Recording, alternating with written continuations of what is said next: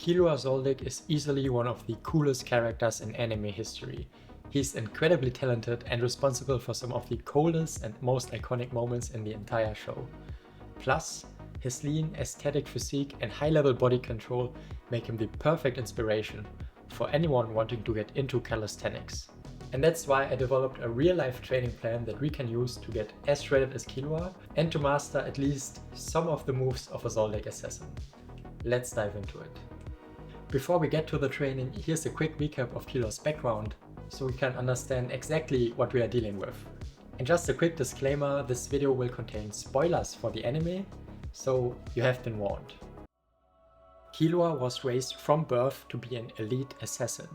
The Zoldyck name is so legendary that most people are genuinely terrified when they find out his surname. Even more impressive, Killua is considered the most talented prodigy in the family's history, which is quite insane when you realize his father Silver and grandfather Zeno are already some of the strongest characters in the series. His unconventional upbringing did give him immense physical strength along with a high pain tolerance and unmatched mental toughness. If you've seen the show, you know some of the moments with the most aura in the series are literally done by Killua. But despite having the potential to be the world's deadliest assassin, Killua eventually had enough and ran away from home to find his own path. And that's how he ended up at the Hunter exam, where he met Gon. Their bond proves that in spite of his brutal upbringing, Killua is actually a kind-hearted person and a fiercely loyal friend. Now that we know his background, let's take a look how we can train like him. One of the first feats we see Killua perform is during the first stage of the Hunter exam. Here, the applicants were told that the test was just to follow the examiner, which in the end turned out to be an over 80-kilometer run. But Killua wasn't even out of breath by the end of it, which means we definitely need to work on our endurance. So we are including running in this plan, and usually I don't really do cardio, so this will be quite the struggle. And we will include running twice a week. And no, I'm not doing the 80 kilometers. I think 5 is enough for me to start out, but you can scale it up to your own level. Later in the series, we see Killua developing his Godspeed ability, and here his entire body gets enshrouded in electricity aura, and this makes him, as the name implies, incredibly fast. So to incorporate this, we are upgrading our normal running with some sprinting intervals. So every 5 minutes, we are going to sprint for 20 seconds at max effort. Even more cardio. But look, all that extra cardio is exactly what we'll need to get lean and to get that shredded physique. So I'm all in for it. Why did I sign up for this? Now that we have cardio out of the way, let's go to the fun part. Every time Killua goes home to visit his family, he has to face the testing gates. These gates weigh several tons, depending on which level is being opened. So we know for sure that Killua has a lot of push strength. We also see him perform handstand push-ups with ease, so this is a great starting place for us. If you can't do these yet, you can start out by doing some progressions.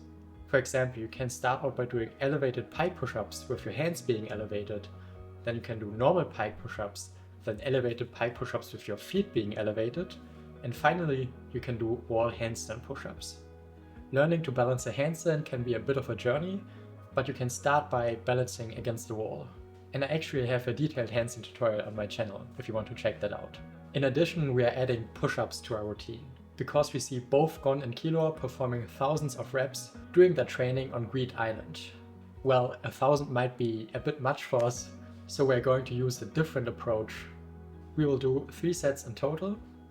We are starting out by doing a max effort set, so do as many push-ups as you can in one go. Then we rest a bit and do half of that number for our second set.